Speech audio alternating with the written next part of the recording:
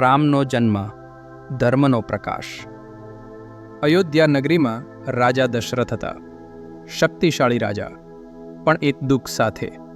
તેમને સંતાન ન હતું. વર્ષો સુધી તેમણે પ્રાર્થના કરી. અંતે મહર્ષિ વસિષ્ઠની સલાહથી પુત્ર કામેષ્ટિ યજ્ઞ થયો. યજ્ઞની અગ્નિમાંથી એક દિવ્ય પુરુષ પ્રગટ થયો અને ખીરનો પાત્ર આપ્યો. રાજાએ તે ખીર પોતાની 3 રાણીઓને આપી. થોડા સમયમાં અયોધ્યામાં આનંદ છવાઈ ગયો. કૌશલ્યાને થયો રામ, શાંતિ અને ધર્મનો પ્રતીક. કૈકેયીને થયો ભરત, સમજદાર અને ન્યાયપ્રિય.